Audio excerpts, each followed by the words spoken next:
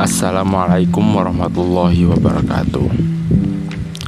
Kami dari kelompok 9 kelas TID. Di sini kita akan mensimulasikan proses dan treat pada sistem operasi menggunakan OS simulator. Oke, sebelum kita masuk ke OS simulatornya, di sini saya akan menjelaskan dulu untuk program yang sudah dibuat. Pertama, kita deklarasikan variabel terlebih dahulu. Di sini A sama dengan 20, lalu B sama dengan 30, lalu tem kosong. Lalu kita masuk ke substitusi. Kita definisi treat dulu. Treat 1 kita substitusikan. Jadi kita tulis tem sama dengan A, yaitu berarti sama dengan tem sama dengan 20. Lalu kita masuk ke substitusi 2. Jadinya A sama dengan B, jadi B sama dengan tem, berarti jadinya A sama dengan 30, lalu B sama dengan 20. Lalu program mulai.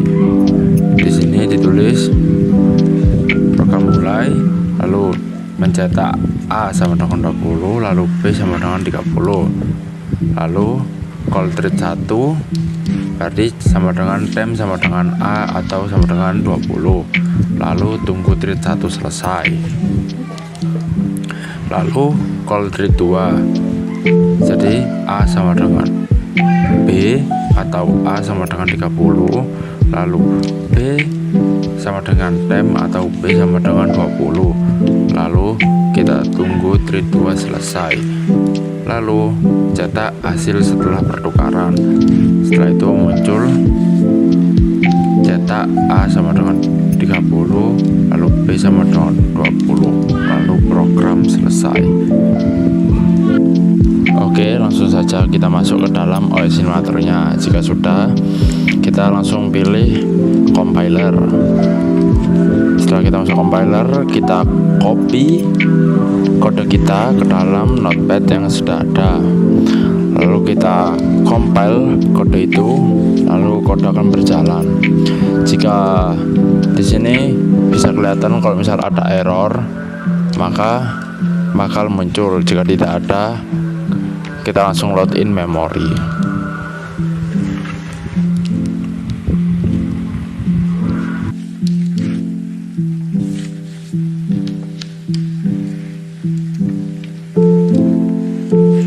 Selanjutnya kita akan mensimulasikan proses dan treat di OS 0 ini. Bisa kita lihat di sini ada running proses, ready proses, sama waiting proses yang bisa dilihat di view di sini. Kemudian ini ada scheduler. Sini saya akan pakai round robin. Nah, di sini ada FCFS yang dimana schedulernya ini ntar bakal menjalankan proses yang pertama yang dijalankan.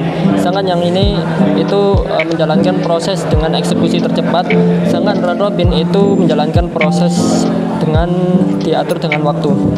Nah, di sini kita bisa mengatur programnya di sini, tapi kita nggak sedalam itu. Kita bakal memasukkan saja proses ini ke ready queue.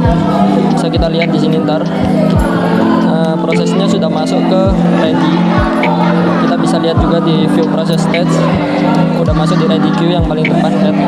Ini pakai konsep queue. Nah, sini CPU-nya yang dipakai cuman CPU 0, bisa kita lihat. Yang lainnya inaktif. Sini waiting state-nya kosong karena tidak diatur.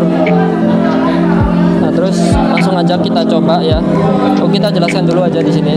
Sini view utilization ini untuk melihat seberapa banyak CPU dijalankan ini dalam persen. Sedangkan ini seberapa banyak memori RAM dipakai. Bisa kita lihat yang sekarang dipakai ada di alokasi ini 256 karena sudah kita masukkan ke ready queue tadi. Nah, di sini view resource itu untuk melihat semua resource yang ada. Kalau hijau resource-nya ada, sedangkan kalau kuning sedang di running, sedangkan kalau merah ada kemungkinan konflik. Sini view memory yang kita lihat tadi ada 256 yang sedang terpakai. Ini statistik untuk melihat proses dari statistiknya bagaimana performanya. Ntar ini biasanya dipakai untuk membandingkan scheduler antara RR, SJF atau FJFF, FJFS dengan view log ini ntar untuk melihat lognya. Dan sini ada view libraries. Nah, langsung saja kita jalankan. Sini kita bisa mengatur seberapa cepat CPU-nya. Kita jalankan, jangan terlalu cepat. Sini aja ntar biar kita bisa melihat proses yang terjadi. Kita start. Nah, untuk melihatnya kita bisa di view proses di sini. Nah, ini thread pertama yang kita jalankan.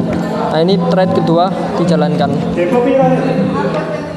Dan setelah prosesnya selesai, nanti kita bisa lihat di input output. Nah, jadi tadi kan ada 2 thread tuh. 2 thread itu sudah kita atur dalam codingan tadi. Nah, kemarin aku pernah mencoba. Jadi 2 thread itu ketika nggak kita atur, jadi nggak ada urutannya, itu bisa terjadi bersamaan. Yang dimana thread 2 bisa selesai duluan, baru thread 1, ataupun sebaliknya, yang menjadikan itu error. Nah, tapi dalam codingan kita tadi sudah kita tunjukin ini. Nah, di sini ada call thread 1 baru wait. Jadi setelah thread 1 itu kita wait dulu, baru thread 2 dijalankan. Tapi andaikan kita tidak memakai call dan wait, maka proses thread yang terjadi itu bisa bersamaan, sehingga thread 2 ini bakal dijalankan baru thread 1. Nah, dimana thread 2 ini untuk men-swap dari A menjadi B, B menjadi temp tadi. Nah, sedangkan kalau temp masih kosong, maka B ini menjadi tidak ada isinya gitu. Yang terjadi tidak akan terswap. Nah, itu penjelasan dari kode, bisa kita lihat di output. Nah, ini programnya, nilai awalnya yang A 20 menjadi B 30, terus kita jalankan thread 1, baru kita jalankan thread 2. Nah, hasilnya yang A tertukar menjadi 30, sedangkan B tertukar menjadi 20. Dan itu harus terjadi dengan threadnya itu berurutan biar terswap. Kita bisa lihat lognya di sini. Nah, ini proses terjadinya dari awal sampai akhir, bisa kita lihat di sini. Nah, mungkin itu saja simulasi dari OS simulator ini tentang proses dan thread. Sekian dari kelompok kami. Assalamualaikum warahmatullahi wabarakatuh.